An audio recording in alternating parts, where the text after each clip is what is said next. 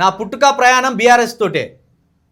నువ్వు ఇచ్చింది టీఆర్ఎస్లో, కొనసాగుతున్నది బీఆర్ఎస్లో, ప్రయాణం బీఆర్ఎస్ తోటే అను. టీఆర్ఎస్ పార్టీ ఉన్నప్పుడు కదా నువ్వు చేరింది. అది తొండముదిరి ఉసరవేలి అయినట్టు అది టీఆర్ఎస్ కాస్త బీఆర్ఎస్ అయింది. తెలంగాణ ఆత్మను సంపారేషన్లు భారత రాష్ట్ర సమితి అని ఓ ఇగురం కట్టిండు. ఇప్పటికే 100 సార్లు చెప్పా, ఎన్నిసార్లు అయినా ఇదే చెప్తా. రేవంత్ లెక్క పూటకో పార్టీ మారిన చరిత్ర కాదు నాది. నా గురించి మాట్లాడే నైతిక హక్కు రేవంత్ రెడ్డికి లేదు. ఎన్నికల్లో ఇచ్చిన హామీలాగే నాపై మాట్లాడినవి అబద్ధాలే. రైతు డిస్కంతో తెలంగాణ వ్యవసాయానికి ఉరితాడు. బీఆర్ఎస్ ఎమ్మెల్యే హరీష్ రావు వ్యాఖ్యలు. హరీష్ రావు గారు, మీరు అద్భుతమైన అవకాశాన్ని చేతులారా నాశనం చేసుకున్నారండి. మీరు ఎప్పుడో పార్టీ పెట్టనుండే. మీ జీవితాంతం మీకు శీల పరీక్షలే జరుగుతాయి బీఆర్ఎస్లా. మీకెప్పుడు మీకు శీల పరీక్షలే జరుగుతాయి బీఆర్ఎస్లా. ఇది చూడుర్రి.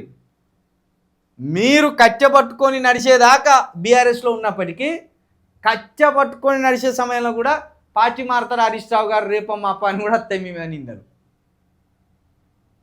ఇన్ని నిందలు పడుకుంటా ఇంత అనుమానాల మధ్య ఎందుకు ఆ పార్టీలో ఉండు? ఆ పార్టీ నాడు వారేసి బయటికి రా. ఎప్పుడు శీల పరీక్షలేనా నువ్వు? అప్పుడెప్పుడో ఆ రాజశేఖర్ రెడ్డి గారిని ఎమ్మెల్యేగా ఉండి ఆ సీఎం క్యాంప్ ఆఫీసులో కలిసినప్పుడే హరీష్ రావు గారు మారుతున్నాడు, రాజశేఖర్ రెడ్డి గారు పిలిచిండు, మినిస్టర్ పదవి ఇస్తారట అని అప్పుడే జరిగినాయి 2005-04లో.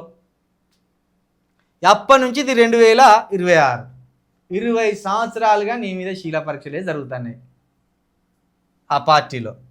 ఇక పాపం నిన్ను ఎవరో అనుడు, నువ్వు ప్రెస్ మీట్ ముందుకు వచ్చుడు, వివరణ ఇచ్చుడు, ఇదే సరిపోతాను.